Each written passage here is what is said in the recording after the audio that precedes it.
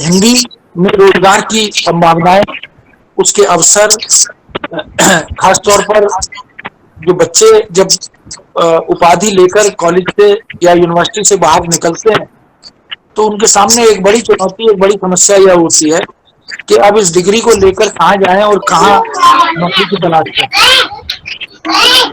तो ये तो मुझे ऐसा लगता है कि पहली बात हमें यह मन में लानी होगी कि विषय कोई भी हो, अनुशासन कोई भी हो, रोजगार की चुनौतियां सब जगह है और रास्ते सब जगह निकल रहे हैं। बिल्कुल जी। हम ठान लें, मंजू मन सबको में म्यूट करने के लिए बोलिए। ये लोग अपने फोन को म्यूट रखिए ताकि हम सबका वक्तव्य सुन सकें।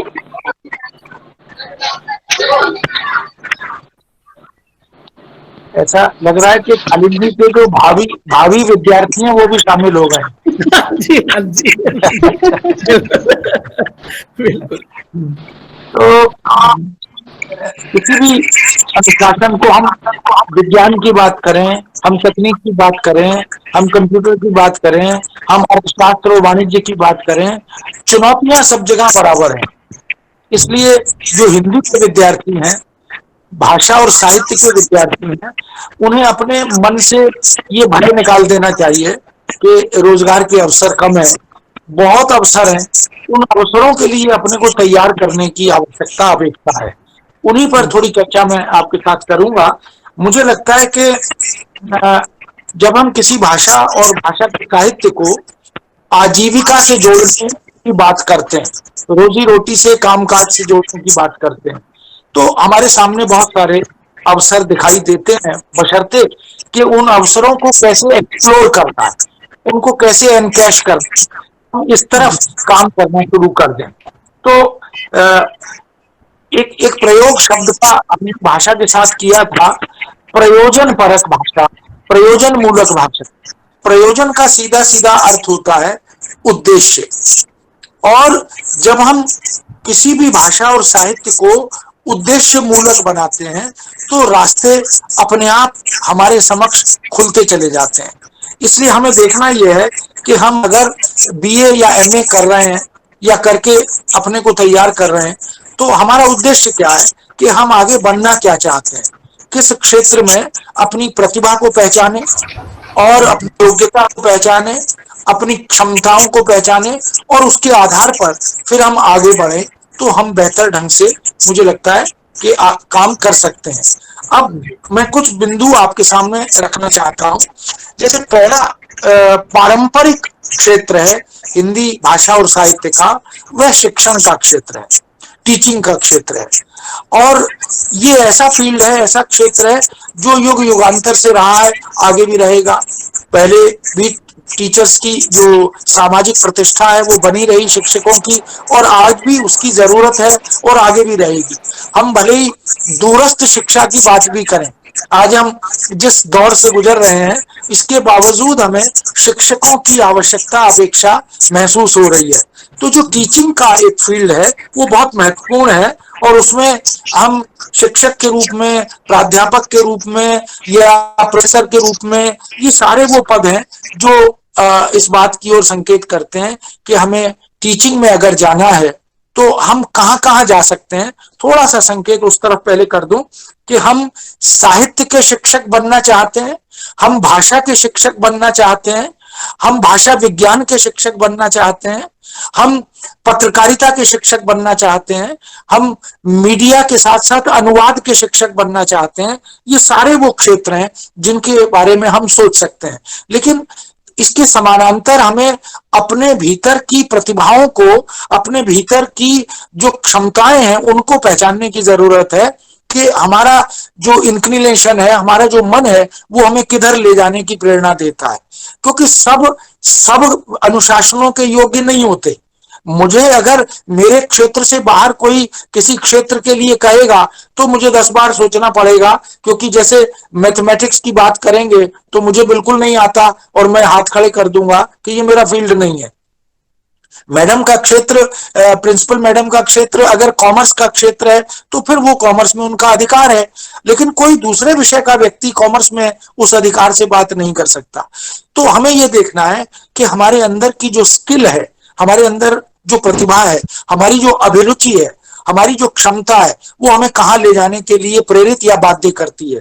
तो हम देख सकते हैं कि हिंदी के क्षेत्र में हम लैंग्वेज टीचर भी बन सकते हैं, भाषा शिक्षक।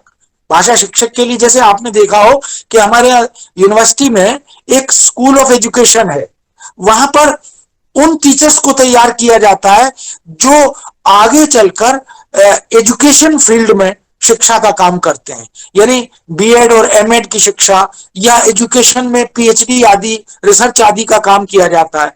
तो हमें ये देखना है कि हम बीएड एमएड के माध्यम से इस फील्ड में जाना चाहते हैं, हम एजुकेशनल टीचिंग में जाना चाहते हैं, हम मीडिया टीचिंग में जाना चाहते हैं, हम ट्रांसलेशन टीचिंग में जाना चाहते हैं, हम प्राइमरी एजुकेशन में जाना चाहते हैं, हम सेकेंडरी एजुकेशन में जाना चाहते हैं। हम ये देखें कि हमारे पास क्या है और क्या कमी है, हम उसको कैसे दूर कर सकते हैं। अभी दूरस्थ शिक्षा भी एक फील्ड है, डिस्टेंस एजुकेशन। बहुत सारी यूनिवर्सिटियां हमारे देश में डिस्टेंस एजुकेशन के माध्यम से काम कर रही हैं, जैसे Indira Gandhi national open university है, हम जानते हैं। स्कूल लेवल पर भी डिस्टेंस एजुकेशन से काम हो रहा है। हम जानते हैं ओपन स्कूल ऑफ लर्निंग जो है वो हमारी यूनिवर्सिटी के पास भी है, और ओपन स्कूल जो स्कूल एजुकेशन का काम करता है वह भी उसके साथ जुड़ा हुआ है। तो बहुत से बच्चे जो कन्वेंशनल एजुकेशन में, जो रेगुलर एजुकेशन में नहीं आ पाते, वो अपने घर बैठकर इन स्कूलों के माध्यम से, इन यूनिवर्सिटीज के माध्यम से भी शिक्षा अर्जित करते हैं। तो हमें यह देखना है कि हम डिस्टेंस एजुकेशन में अपने को बहुत सहज महसूस करते हैं, तो आपको टेक्नोलॉजी से जुड़ना पड़ेगा, कंप्यूटर से जुड़ना पड़ेगा, आपको तमाम तरह के ये जो नए नए ऐप्स हैं, एप्लीकेशंस हैं, इनकी जानकारी चाहिए।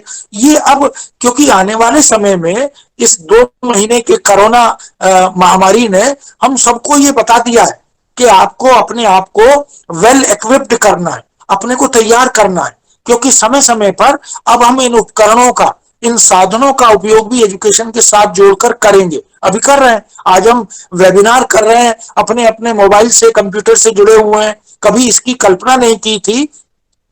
जो कंप्यूटर के विद्यार्थी और एक्सपर्ट थे वो तो मानते थे, या जो एंड्रॉइड मोबाइल के एक्सपर्ट थे वो मानते थे, लेकिन अब हमारे बच्चे, मेरे जैसा व्यक्ति जिसको इसकी एबीसीडी भी नहीं पता थी, हमने भी अपने बच्चों से सीखकर, अपने स्टूडेंट से सीखकर इस दिशा में अपने को थोड़ा थोड़ा सहज बना लिया। पहले डर लगता था, अब नहीं लगता।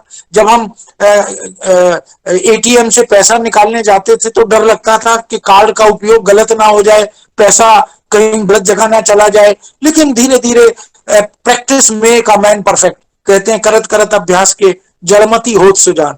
तो हम बच्चों को ये देखना पड़ेगा कि हम भाषा का, साहित्य का अध्ययन कैसे करें, कितना करें, हमारी पठनीयता को कैसे बढ़ाएं, क्योंकि जब तक हम भाषा कमाएंगे नहीं, साहित्य को अर्जित नहीं करेंगे, तब तक इस क्षेत्र में हम अपनी रचनात्मक भूमिका नहीं निभा पाएंगे।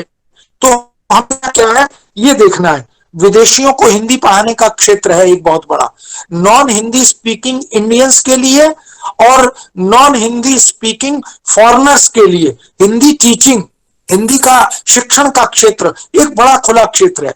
लेकिन उसके लिए हमें थोड़ा अंग्रेजी का ज्ञान आधिकारिक चाहिए।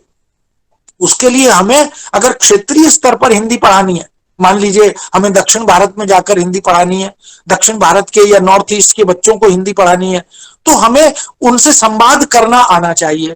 अब उनकी भाषा तो हमें आएगी नहीं, आती नहीं है, मलयालम, तेलुगु, तमिल, कन्नड़ ये तो नहीं आती। तो एक संवाद, एक सेतु हमारे दोनों के बीच में कौन बनेगा, वो अंग्रेजी बनेगी। तो हमें थोड़ा अंग्रेजी का आधिकारिक ज्ञान भी, बीइंग ए टीचर, एक शिक्षक के रूप में वो चाहिए, ताकि हम कार्य साधक ज्ञान अंग्रेजी से हिंदी के शिक्षण का काम कर सकें। तो विदेशियों के लिए, लिंग्विस्टिक्स के लिए और क्रिएटिव राइटिंग इन हिंदी, आजकल बहुत सारी यूनिवर्सिटियों ने, हमारी यूनिवर्सिटी में भी ग्रेजुएशन लेवल पर इस तरह के ऑप्शनल पेपर हैं। अगर आपको कहानी लिखने की कला सीखनी है, कविता लिखने की कला सीखनी है, संवाद लिखना आना चाहिए, विज्ञापन बनाना आना चाहिए, स्लोगन राइटिंग आनी चाहिए, तो इन सब की टीचिंग है, इनका शिक्षण प्रशिक्षण है। उस शिक्षण प्रशिक्षण में जाना है या उस शिक्षण प्रशिक्षण से लाभ लेकर इन फील्ड्स में जाना है, क्योंकि हिंदी के बिना हम जानते हैं कि भारत को, पूरे देश को, जो मल्टीलिंगुअल कंट्री है हमारा, बहुत सारी भाषाएं हैं, संविधान स्वीकृत 22 भाषाएं तो राष्ट्र की भाषाएं हैं, और यूं 1618 भाषाओं बोलियों का ये देश है। इसमें परस्पर संवाद के लिए हम सूत्र में, संपर्क में अगर जुड़ना चाहते हैं, बंधना चाहते हैं, तो हम जानते हैं कि हिंदी के बिना काम नहीं चल सकता।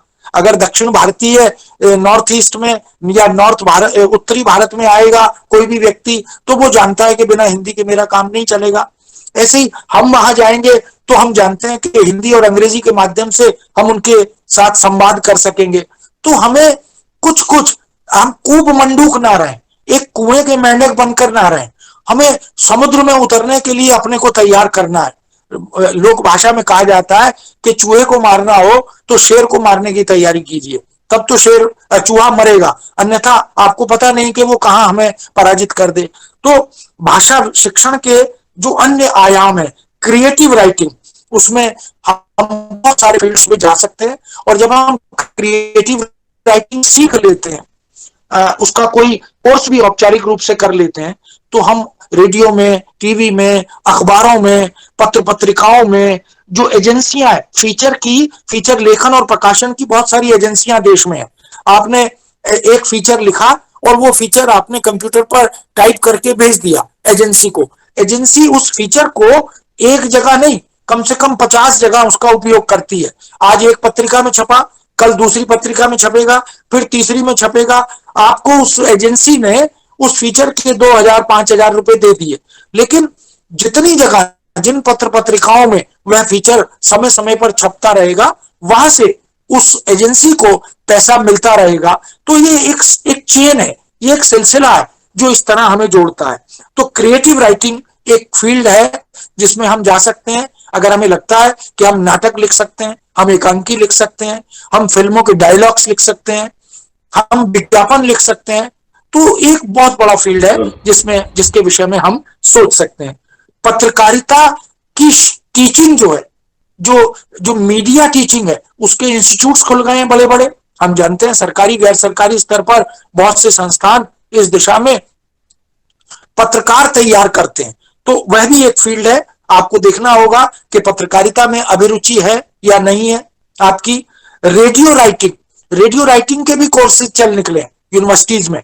कन्वेंशनल और डिस्टेंस एजुकेशन की बहुत सी यूनिवर्सिटियां certificate diploma course in radio writing कराती हैं। क्रिएटिव राइटिंग के साथ साथ यह भी कोर्स एक महत्वपूर्ण है।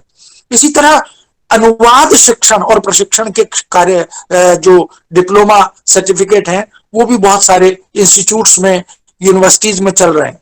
हम अनुवाद में तो और पत्रकारिता में तो अब पीएचडी तक होने लगी है। पहले ये फील्ड उस तरह के नहीं थे, लेकिन अब रिसर्च की दृष्टि से भी क्षेत्र खुल गए हैं और हम उस तरफ भी जा सकते हैं। इसी तरह हमें प्राइमरी एजुकेशन में जाना है, टीजीटी ट्रेंड ग्रेजुएट टीचर बनना है, पोस्ट ग्रेजुएट टीचर बनना है, लेक्चरर बनना है, या अन्य किसी क्षेत्र में। पब्लिकेशन एक बहुत बड़ा डिवीजन है जो अब एक अलग अनुशासन के रूप में प्रकाशन का, हिंदी प्रकाशन के कार्य को बहुत सारी सरकारी गैर सरकारी संस्थाएं, जो पब्लिकेशन इंस्टीट्यूशंस हैं, वो इस दिशा में काम कर रही हैं। तो हमें प्रूफ रीडिंग आनी चाहिए, हमें संपादन आना चाहिए, हमें लेखन कला को कैसे विकसित किया जाए इसकी टेक्निक आनी चाहिए, हमें भाषा की वर्तनी आनी चाहिए, हमें भाषा के मानक रूप का बोध होना चाहिए। ये अगर हमारे पास है तो हम पब्लिकेशन में भी अपना कैरियर बना सकते हैं। इस सब के साथ साथ आजकल ऑनलाइन एजुकेशन यह भी चल निकला है, तो वो भी एक नया क्षेत्र हमारे इस रोजगार के क्षेत्र में जुड़ गया है शिक्षण प्रशिक्षण में। उस पर भी हमें विचार करना चाहिए। शोध के क्षेत्र भी अब हिंदी के साथ जुड़ गए। हम जानते हैं कि पांडुलिपियों का संरक्षण कैसे हो, इस पर भी शिक्षण प्रशिक्षण दिया जा रहा है। रिसर्च कैसे हो, रिसर्च इंस्टीट्यूट्स के साथ जुड़कर, यूनिवर्सिटीज के साथ जुड़कर, और पोस्ट डॉक्टर फेलोशिप के साथ अगर हम जुड़ जाते हैं। बहुत सारी संस्थाएं जो सोशल इश्यूज पर, सामाजिक मुद्दों पर काम करने के लिए प्रेरित कर रही हैं, स्कॉलरशिप्स दे रही हैं, उस क्षेत्र में भी हमारे हिंदी के बच्चे जा सकते हैं, क्योंकि ऐसे सामाजिक सांस्कृतिक पक्ष है जो सांस्कृतिक मुद्दों से या सांस्कृतिक स्तर पर देश विदेश से जोड़ने का काम करने वाली संस्थाएं हैं, उनसे हम जोड़ सकते हैं, उस दिशा में भी हम काम कर सकते हैं। प्रतियोगी परीक्षाओं का क्षेत्र एक बड़ा क्षेत्र है। हमने देखा कि विगत कुछ वर्षों में जब से ये मल्टीपल चॉइस सिस्टम एग्जामिनेशन का आया, तो हम ये बहुउत्तरीय जो व्यवस्था है, एक प्रश्न और उत्तर है, उनमें से किसी एक उत्तर का चयन करना है, ये जो पद्धति डेवलप हुई, विकसित हुई, ये हमारे शिक्षा जगत में आ गई। अब हम जितने भी कॉम्पिटिटिव एग्जाम्स हैं उनमें इस शिक्षण पद्धति को देख सकते हैं। तो बहुत सारे इंस्टीट्यूट हैं, प्राइवेट इंस्टीट्यूट भी हैं, सरकारी इंस्टीट्यूट भी हैं, जो इस तरह से शिक्षा प्रशिक्षा का काम कर रहे हैं। तो हम कॉम्पिटिटिव एग्जाम्स में जाने के लिए या कॉम्पिटिटिव एग्जाम्स की ट्रेनिंग देने के लिए अपने को तैयार कर सकते हैं। उसके लिए हमें अद्यतन रहना है, अधुनातन रहना है, और समय सापेक्ष देश विदेश की जानकारियों से हमारा सरोकार बना रहे, इसके लिए अपने को तैयार करना है। संवाद लेखन एक बड़ी कला है, डायलॉग राइटिंग। बहुत सारे स्टूडियोज नोएडा में, पूना में, दक्षिण भारत में, मुंबई में, जगह जगह ऐसे स्टूडियो हैं जहां पर हमारा जो यंग ब्लड है, नए बच्चे जो हैं, जिनको अंग्रेजी हिंदी दोनों अच्छी आती हैं, जिनको पंजाबी अच्छी आती है, जिनको गुजराती मराठी तमिल तेलुगु अच्छी आती है, उन क्षेत्रों के सिनेमा के लिए, उन क्षेत्रों के धारावाहिकों के लिए उनको संवाद लेखन के लिए बुलाया जाता है। तो वो संवाद लेखन अनुवाद भी है अंग्रेजी से हिंदी में, क्योंकि बहुत सारे इंग्लिश फिल्मों का ट्रांसलेशन होता है, उनका हिंदी रूपांतरण होता है, बहुत सारे नाटकों का भी अंतरण होता है। तो उस क्षेत्र में भी हम सोच सकते हैं, विचार कर सकते हैं। ऐसी विज्ञापन कला एक बहुत बड़ी महत्वपूर्ण अनुशासनात्मक विधा है। विज्ञापन में ग्लैमर भी है, विज्ञापन में पैसा भी है। अब विज्ञापन लेखन मौलिक रूप से हमने देखा कि कितने विज्ञापन बहुत लोकप्रिय हुए, और उन विज्ञापनों को हम कभी कभी याद भी करते हैं, जैसे ढूंढते रह जाओगे। तो अब ये ढूंढते रह जाओगे है तो कुछ नहीं, लेकिन संदर्भ सापेक्षता, उसकी अर्थवत्ता जो है वो बड़ी महत्वपूर्ण है। तो हम तमाम तरह के ऐसे विज्ञापनों को, जिसमें आंतरिक अनविति है, जिसमें क्रिएटिविटी है, जिसमें शब्दों की का चमत्कार है, ध्वन्यात्मकता है, उन सबको भी देख सकते हैं कि हम उधर जा सकते हैं कि नहीं। समाचार लेखन एक कला है, रेडियो में, टीवी में, पत्र पत्रिकाओं में, क्योंकि वहां पूरा एक समाचार अनुभाग होता है। और हम जानते हैं कि ये जो न्यूज है, ये जो समाचार हैं, ये एजेंसियों के माध्यम से हमारे पास पहुंचते हैं। न्यूज एजेंसियां बहुत सारी काम कर रही हैं, जैसे वार्ता है, जैसे पीटीआई है, जैसे भाषा है, ऐसी और सरकारी गैर सरकारी तमाम एजेंसियां इस क्षेत्र में अंग्रेजी, हिंदी या भारतीय भाषाओं के लिए या विदेशी भाषाओं के लिए काम करती हैं। कभी आकाशवाणी जाएं, दूरदर्शन जाएं, तो आप देखेंगे कि अलग अलग भाषाओं के कक्ष बने हुए हैं। उन कमरों के बाहर लिखा हुआ कि ये बंगला भाषा कक्ष है, ये उर्दू भाषा कक्ष है, ये तमिल भाषा कक्ष है, ये हिंदी भाषा। तो हिंदी समाचार अनुभाग जो है, वहां पर समाचारों को कैसे कंप्यूटर से मंगवाया जाता है। संवाददाता देश विदेश में, हमारे देश के अलग अलग क्षेत्रों में, शहरों में, राज्यों में वहां तैनात रहते हैं, वहां की तात्कालिक खबरें हमें भेजते रहते हैं। कुछ लाइव होती हैं, कुछ कंप्यूटर से, कुछ लिखित रूप में उनको भेजते हैं, कुछ मोबाइल से भेजते हैं। तो ये एक बड़ा तंत्र है, सूचना प्रौद्योगिकी का एक बड़ा तंत्र है, जो हमें भाषा, हिंदी भाषा से जोड़ रहा है। एक जमाना था जब कंप्यूटर आया था, तो हम सब भयभीत थे कि कंप्यूटर तो अंग्रेजी में है, और हम भारतीय भाषाओं के बच्चे, हिंदी के जो विद्यार्थी हैं या टीचर्स हैं, वो क्या करेंगे, क्योंकि हमारा तो अंग्रेजी में उतना अधिकार है नहीं। लेकिन धीरे धीरे हमने कंप्यूटर को, पूरी जो अद्यतन अधुनातन मशीनरी है, उसे अपनी भाषाओं के अनुकूल ढाल दिया, और उसे ढलना पड़ा, क्योंकि उसके लिए ये जीवन मरण का प्रश्न था। तो कंप्यूटर के प्रयोक्ता उसे अपने अनुकूल ढाल लेते हैं, और हमने ढालकर दिखाया। अब वो संस्कृत का काम भी उसमें होता है, हिंदी का काम भी होता है, भारतीय भाषाओं का भी होता है। प्रिंटिंग का काम अब कंप्यूटर से बहुत सहज और सरल हो गया है। हम स्क्रीन पर उसकी प्रूफ रीडिंग भी कर सकते हैं, उसकी गलतियां भी निकाल सकते हैं, उसका वाक्य विन्यास भी ठीक कर सकते हैं, और बहुत सारी चीजों को हम जानते हैं कि कट एंड पेस्ट से भी काम होता है, तो कट एंड पेस्ट का काम भी सरल हो गया। और ये जो मुद्रण है, ये मुद्रण कला कंप्यूटर से या मशीनरी से बहुत सरल हो गई। तो हिंदी के जो जो पुस्तक कभी 6 महीने में छपती थी, 1 साल में छपती थी, वो पुस्तक अब 1 महीने में, 15 दिन में पब्लिश होकर, प्रकाशित होकर आ जाती है। उसके A to Z जितने काम है वो सब संपन्न होते हैं। इस तरह फीचर लेखन, समाचार लेखन, पटकथा लेखन, ये जो तमाम तरह की फिल्में हैं, इनकी पटकथाएं तैयार होती हैं, नाटकों की पटकथाएं तैयार होती हैं। और विधा का अंतरण भी एक बहुत अच्छी कला के रूप में हिंदी और भारतीय भाषाओं के बच्चों के सामने आया। मान लीजिए आपको एक कहानी को नाटकीय रूप में परिवर्तन करना है, तो कहानी की पटकथा नाटक के अनुसार या मंचन की अपेक्षाओं के अनुसार उनका अंतरण किया जाता है। ऐसे बहुत सारे विदेशी, जैसे चेखव के नाटक जो हैं, उनको हमने हिंदी में देखा, तो उस नाटक को, उस कहानी को हम नाट्य रूपांतरण करके टीवी पर, रेडियो पर हम, और रेडियो रूपांतरण ये भी एक कला है, उसमें भी हिंदी के या भारतीय भाषाओं के जो बच्चे हैं उनको बहुत लाभ होता है। तो ये वो सब क्षेत्र हैं। और शब्दावली का शिक्षण प्रशिक्षण, जो शब्द हैं उनके लिए तो कोश होते हैं, इसलिए हम शब्दकोशों की बात करते हैं। अब शब्दकोश कितने सारे होते हैं, कितने प्रकार के होते हैं, एक भाषी कोश, द्विभाषी कोश, त्रिभाषी कोश, बहुभाषी कोश, मल्टीलिंगुअल भी होते हैं। आजकल 22 भाषाओं का कोश भी प्रकाशित हो गए हैं, उन पर भी काम चलने लगे हैं, और ये सब काम भी कंप्यूटर ने सरल कर दिए हैं। तो आपको भाषा और साहित्य के विद्यार्थी होने के साथ साथ कंप्यूटर का आधिकारिक ज्ञान भी अर्जित कर लेना चाहिए। टाइपिंग आ जानी चाहिए हिंदी अंग्रेजी की, और उसका रचनात्मक उपयोग कैसे किया जाए इसकी जानकारी भी आपको अर्जित करनी चाहिए। मोबाइल अगर हम ऑपरेट करते हैं तो कंप्यूटर सीखना कोई बहुत बड़ी बात नहीं है, केवल कीबोर्ड अगर हमें समझ आ जाए, और कीबोर्ड भी समझ ना आए, अब तो ऐसे ऐसे कार्यक्रम, ऐप ऐसे ऐसे आ गए, ऐसे ऐसे प्रोग्राम आ गए सरकारी गैर सरकारी, कि आप अंग्रेजी में टाइप कीजिए तो आप हिंदी में टाइपिंग कर पाएंगे, जैसे हम मोबाइल पे करते हैं, जिसको यूनिकोड कहते हैं।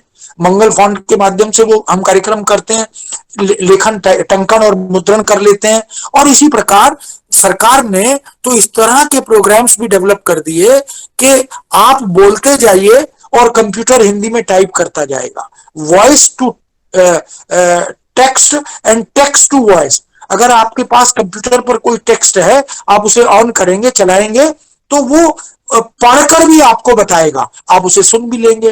तो जो बधिर बच्चे हैं, जो नेत्रहीन बच्चे हैं, उनके लिए इस तरह के जो एप्लीकेशंस हैं वो बहुत कारगर सिद्ध हो रहे हैं। तो हिंदी या भारतीय भाषा या भारतीय साहित्य, इसके जो तमाम क्षेत्र हैं उन पर हमें विचार करना होगा। लेकिन इनके साथ साथ मैं एक बात और आपसे शेयर करना चाहता हूं, बांटना चाहता हूं, कि जो शब्द हैं वो शब्दकोशों में हैं, इसलिए बहुत सारे शब्दकोश एक ही भाषा के, द्विभाषा के, कई भाषाओं के होते हैं। भाषा कोश देखने का अभ्यास हमें बनाना चाहिए, कोश देखने की कला हमें विकसित करनी चाहिए। मैं बहुत चिंता के साथ ये बात कह रहा हूं कि हमारे हिंदी के जो विद्यार्थी हैं वो अंग्रेजी का कोश देखना तो जानते हैं, क्योंकि वहां तो 26 अल्फाबेट हैं, उनको पता है कि ABCD से पता लग जाएगा। लेकिन हिंदी का कोश देखना हमारे हिंदी के विद्यार्थियों को भी नहीं आता, उन्हें यह भी पता नहीं है कि कोश में पहला वर्ण कौन सा होता है। तो ये चीजें हमें आनी चाहिए, ये हमारे टिप्स पर होनी चाहिए, क्योंकि कभी भी कहीं भी किसी परीक्षा के लिए, किसी साक्षात्कार के लिए जाएंगे तो इस तरह की जो जनरल नॉलेज की बातें, जो सामान्य ज्ञान की बातें, वो हमसे पूछी जाती हैं। अब इसके लिए हमें करना क्या है? करना यह है कि अगर आपको टीचिंग में जाना है, अगर आपको भाषा और साहित्य के क्षेत्र में रोजी रोटी से जुड़ना है, आजीविका से जुड़ना है, तो आपको जो भाषा के साथ 4 चरण जिसकी हम भाषा शिक्षण में चर्चा करते हैं उन पर विशेष रूप से ध्यान देना है। क्या? कि आपको बोलना यानी ठीक ठीक उच्चारण करना आना चाहिए। तो बोलना, लिखना, पढ़ना और सुनना, ये 4 चरण है। अगर किसी भी भाषा पर अधिकार प्राप्त करना है तो इन चारों पर अधिकार प्राप्त कर लीजिए। आपको हिंदी का ठीक ठीक उच्चारण आना चाहिए। उच्चारण आपको मीडिया में अगर जाना है, इलेक्ट्रॉनिक मीडिया में, तो शुद्ध उच्चारण के बिना, मानक प्रयोग के बिना आपकी जगह वहां नहीं बनेगी। अगर आपको पत्र पत्रिकाओं में जाना है तो मानक शब्दावली का या शुद्ध लेखन का प्रयोग आपके पास होना चाहिए, उसके बिना काम नहीं चलेगा। इसलिए बोलना, पढ़ना आना चाहिए। पढ़ना में वाचन कला भी है। वाचन कला जो होती है कि किसी कविता को पढ़ना है तो कैसे पढ़ें, उसमें अल्प विराम कहाँ होगा, विराम कहाँ होगा, अनुतान कहाँ होगा, बलाघात कहाँ होगा। हिंदी में ब्रजभाषा की कविता भी है, अवधी की कविता भी है, मैथिली की कविता भी है। और आपको कविता के वाचन से ही मान लो रोजगार मिलता है, रेडियो पर, टीवी पर, आपको किसी मंच पर वाचन कला का कार्य मिल जाता है, आपको मंच संचालन का कार्य मिल जाता है, आपको किसी का इंटरव्यू, साक्षात्कार लेने का कार्य मिल जाता है। तो आपका अपना उच्चारण ठीक होना चाहिए, आपका लहजा, आपकी जो टोन है वो भी विषयानुकूल होनी चाहिए। अगर कमेंट्री देनी है हिंदी की, स्पोर्ट्स की कमेंट्री, खेल की कमेंट्री है तो उसकी कला अलग है। अगर किसी नेशनल इवेंट की कमेंट्री है, किसी राष्ट्रीय उत्सव की कमेंट्री है, 26 जनवरी के अवसर पर आप कमेंट्री कर रहे हैं, 15 अगस्त के अवसर पर कर रहे हैं, तो अलग तरह की कला है। इमेजिनेशन चाहिए, कल्पना शक्ति चाहिए, शब्दों के चयन का बोध चाहिए। तो अपनी शब्द संपदा को आप बढ़ाइए, वो अध्ययन से बढ़ेगा। जितने शब्द अर्जित करेंगे, कमाएंगे, वो आपकी प्रॉपर्टी हो जाएगी। इसलिए जब हम लिखते या पढ़ते हैं मौखिक और लिखित रूप में, भाषा की संपन्नता और समृद्धि हमारे पास बड़े स्तर पर होनी चाहिए। और इसी तरह हमें लिखने का अभ्यास भी, हम जो कंप्यूटर के आ जाने से, मोबाइल के आ जाने से, हाथ से लिखने की जो अभ्यास है, जो कला है, उसको हम भुला बैठे। इसलिए हमारा जो हस्तलेख है वो बहुत खतरनाक हो गया, उसे कोई पढ़ नहीं सकता। ऐसा लगता है कि लिखे ईसा पढ़े मूसा, हम ही लिखेंगे, हम ही पढ़ेंगे। लेकिन जब आप परीक्षा में जाते हैं तो आपका हस्तलेख सुपठ्य होना चाहिए, समझ में आना चाहिए, शिरोरेखा होनी चाहिए, शब्दों का, मात्राओं का, वर्तनी का बोध होना चाहिए। हमारे बच्चों को बहुत जगह, हमारे टीचर्स को भी ये पता नहीं होता कि ह्रस्व कौन सी है और दीर्घ कौन सी है, उसकी कला क्या है, उसकी पहचान कैसे करें, उच्चारण के साथ उसका संबंध है। तो ये कला भी अपने भीतर हमें व्याकरण की पुस्तकों से इस ज्ञान को भी अर्जित करना चाहिए। और सुनने की आदत, हम लोग रेडियो टीवी देखते सुनते तो हैं, कमेंट्री भी सुनते हैं, बहुत सारी मोबाइल पर, कंप्यूटर पर बहुत सारे गीत आदि भी सुनते हैं। लेकिन जब हम सुनते हैं तो हम ग्रहण क्या कर रहे हैं, हमने अर्जित क्या किया। चाहे गीत ही सुन रहे हैं, फिल्मी गाने भी सुन रहे हैं, उन गीतों से भी हमारी शब्दावली, हमारी वैकेबुलरी एनरिच होनी चाहिए। तो इस पूरे कोश को आप जितना समृद्ध करेंगे उतना बेहतर हो पाएगा। इसी तरह अभिरुचि चाहिए, इंटरेस्ट तो चाहिए। आपको पत्रकार बनना है तो पत्रकार बनने की कला और उसका इंटरेस्ट, उसकी अभिरुचि होनी चाहिए। आपको अनुवादक बनना है, आपको हिंदी अधिकारी बनना है, तो आपको राजभाषा अधिकारी बनना है, तो आपके मन में एक डिटर्मिनेशन, एक संकल्प शक्ति होनी चाहिए, एक इच्छा शक्ति होनी चाहिए कि मुझे इस फील्ड में जाना है, यहां मैं न्याय कर सकता हूं, यहां मैं बेहतर कर सकता हूं। कभी कभी अभिरुचि के विरुद्ध क्षेत्र में जाते हैं तो बड़ी कठिनाई होती है, जीवन भर हम उस फील्ड को ढोते हैं, वो नहीं होना चाहिए। अगर आप अच्छा टीचर बनना है तो टीचिंग एप्टीट्यूड होना चाहिए, एबिलिटी होनी चाहिए, उसको डेवलप कीजिए, धीरे धीरे हम कर सकते हैं। हम अच्छे शिक्षकों को पढ़ें, अच्छे शिक्षकों के संपर्क में आए, अच्छे शिक्षकों को स्टडी करें कि ये अच्छा टीचर कैसे बना, इसकी एक्सप्रेशन में विशेषता है, इसके ज्ञान में विशेषता है, इसकी बॉडी लैंग्वेज में विशेषता है, इसके कम्युनिकेशन में कोई क्वालिटी है, हम उसको धीरे धीरे अर्जित करें, कमाएं। ये अर्जन जो है ये आपको रोजगार से जोड़ेगा, सफलता की ओर ले जाएगा। प्रैक्टिस की बात है, क्योंकि हम जब तक अध्ययन, पठन पाठन नहीं करेंगे, पुस्तकालय नहीं जाएंगे, किताब नहीं पढ़ेंगे, किताबों की गंध नहीं लेंगे, तब तक बात नहीं बनेगी। केवल मोबाइल से और कंप्यूटर से हम बहुत अच्छा ज्ञानार्जन नहीं कर सकते। और एक बात और मैं आपको बता दूं कि ये जो ऑनलाइन सामग्री है, इसकी प्रामाणिकता पर प्रश्न चिन्ह आज भी लग रहा है। भविष्य में हो सकता है कि वो प्रश्न चिन्ह हट जाए, लेकिन बहुत सारी चीजों में जब तक आप संदर्भों को विधिवत नहीं देख लेते तब तक बात नहीं बनती।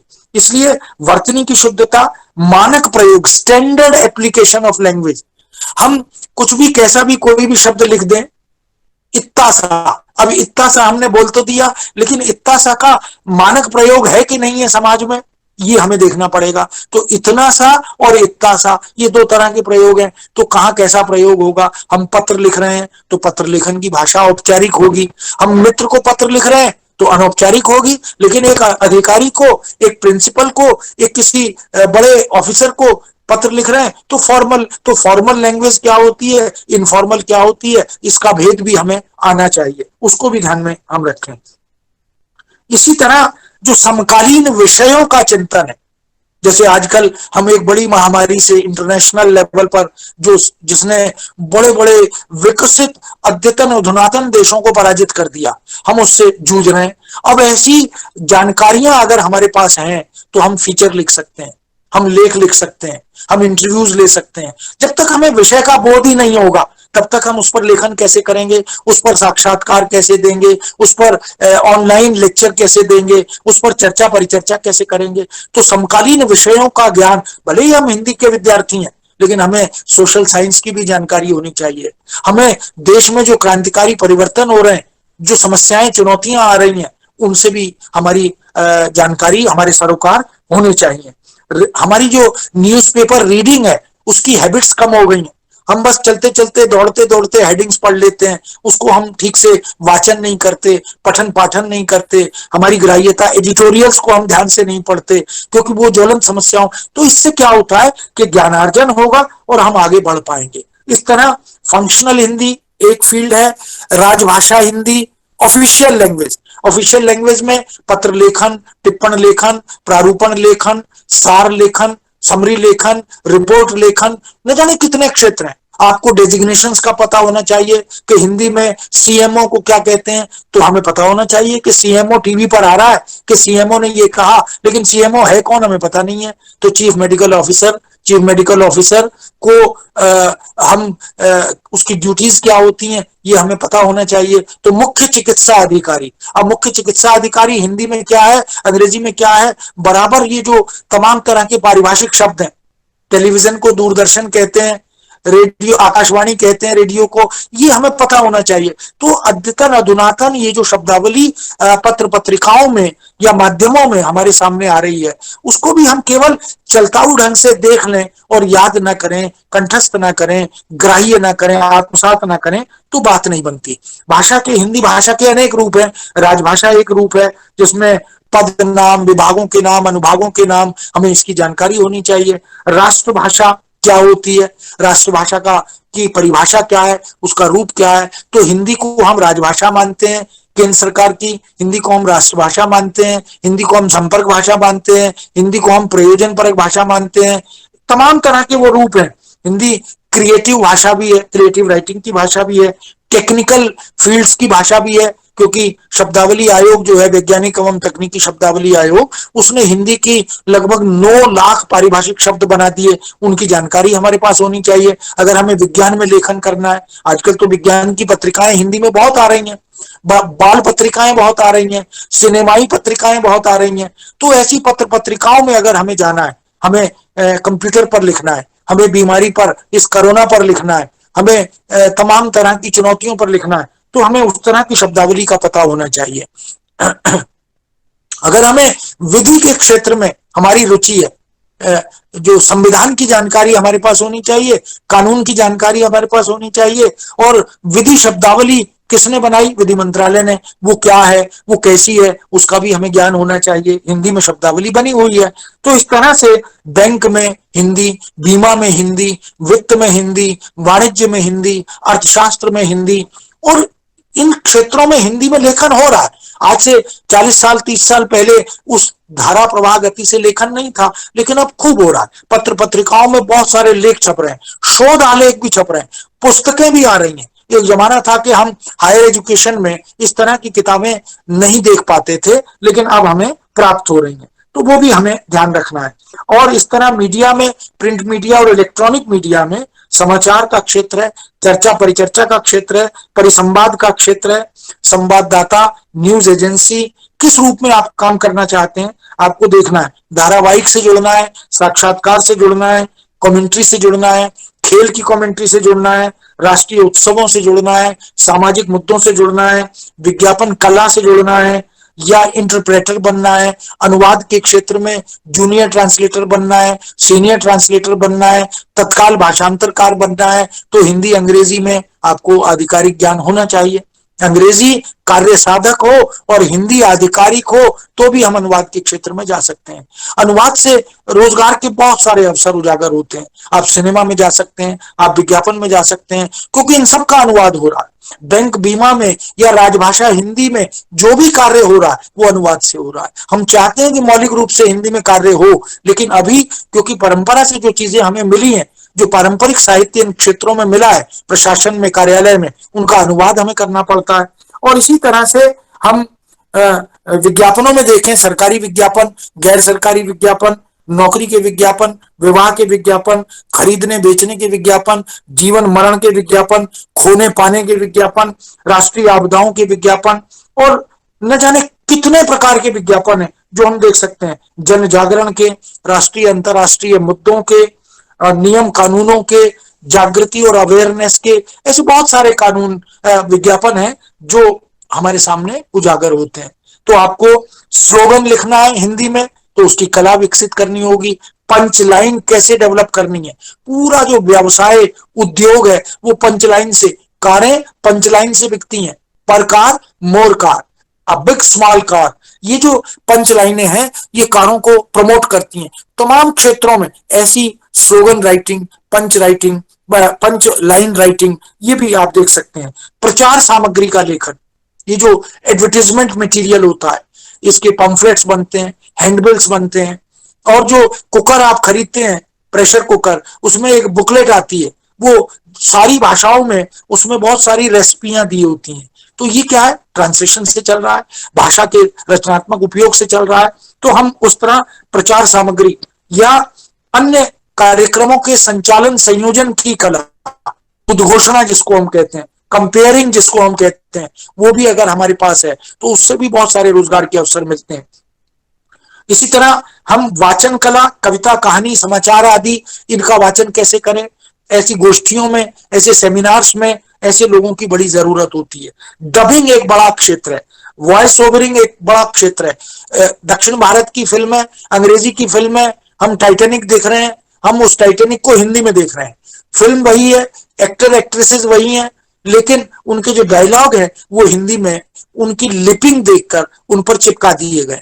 तो हमें लगता है कि वो अंग्रेज जो है या विदेशी जो है वो हिंदी बोल रहा है, लेकिन वो हिंदी बोल नहीं रहा, उसकी म्यूट कर दी जाती है अंग्रेजी, और उसके ऊपर ये हिंदी के संवाद लेखन, उसकी मुख मुद्रा को, उसकी बॉडी लैंग्वेज को, उसकी लिपिंग को ध्यान में रखकर तैयार किए और करवाए जाते हैं, और वो उसमें तोड़ दिए जाते हैं। तो वो भी एक बड़ा क्षेत्र है करने का, लिपिंग करने का। स्क्रिप्ट राइटिंग, बहुत सारे जो नाटक होते हैं, धारावाहिक होते हैं, फिल्में होती हैं, उनकी स्क्रिप्ट लेखन।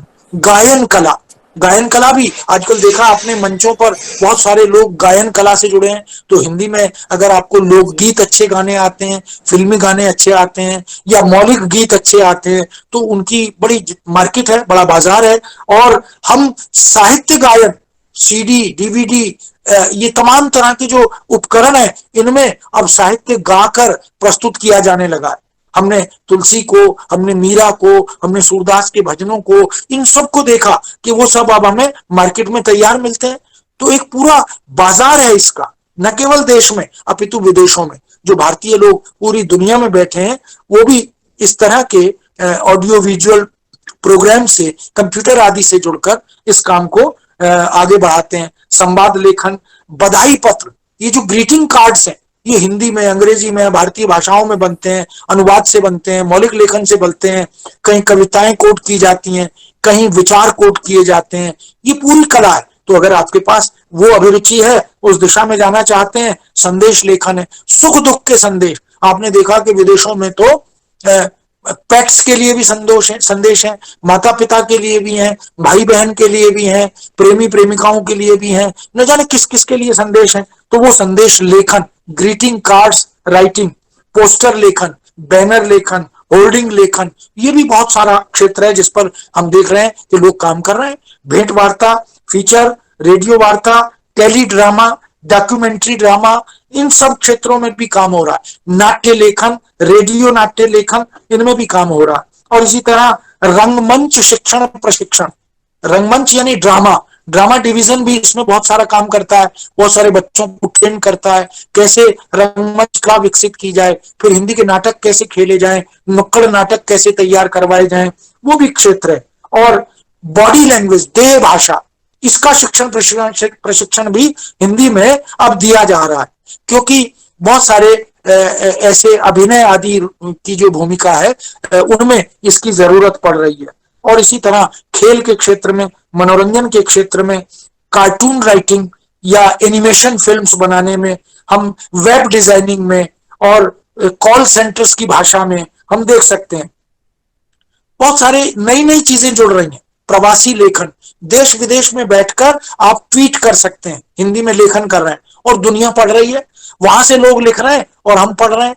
तो हमारा ये जो लेखन कला का अभ्यास है ये बढ़ना चाहिए। ईमेल से, वेब राइटिंग से, वेबिनार आदि से, कंप्यूटर से, गूगल अनुवाद से, या हिंदी के तमाम तरह की जो एप्लीकेशंस आ गए हैं नए नए, अभी कोरोना के दौरान 2 महीने में ही कम से कम 10 से ज्यादा एप्लीकेशंस आ गए हैं, ऐप आ गए हैं, जो हम हिंदी के माध्यम से जन जागरण का काम कर रहे हैं। हमने कभी सोचा भी नहीं था कि आरोग्य सेतु कैसे पूरी दुनिया को जागरूक कर रहा है, कैसे कोरोना कवच नाम का एक ऐप आ गया, इसी तरह क्वारंटीन क्यू ऐप आ गया। ऐसे बहुत सारे फील्ड हैं जिनको हम विचार कर सकते हैं। तो मुझे लगता है कि जरूरत इस बात की है कि हम अपने आप को मनसा वाचा कर्मणा तैयार करें और ये सोच लें कि हिंदी भाषा, हिंदी साहित्य के माध्यम से हम रोजगार के असंख्य जो क्षेत्र हैं उनमें अपने को कहाँ फिट महसूस करते हैं, कहाँ अपने को योग्य महसूस करते हैं, कौन सी प्रतिभा हमारे भीतर है जिसे हम आगे बढ़ा सकते हैं, जिसके माध्यम से हम प्रतिष्ठित हो सकते हैं, ये बहुत आवश्यक है। वस्तुतः एक बार संकल्प चाहिए, सही सही हृदय में आपके ये विचार आना चाहिए। कहते हैं एक दुष्यंत ने बहुत अच्छी गजल, बहुत सारी गजलें लिखी, हिंदी में गजल भी लिखी जाती है। उन्होंने लिखा, कौन कहता है आसमान में छेद हो नहीं सकता, एक पत्थर तो तबीयत से उछालो यारों। तो मित्रों, बच्चों, आप हिंदी भाषा और साहित्य को लेकर अपने मन में एक उत्साह के साथ, उमंग के साथ आगे बढ़िए। आपके पास बहुत सारे अवसर हैं, बहुत सारी संभावनाएं हैं और ये अवसर और संभावनाएं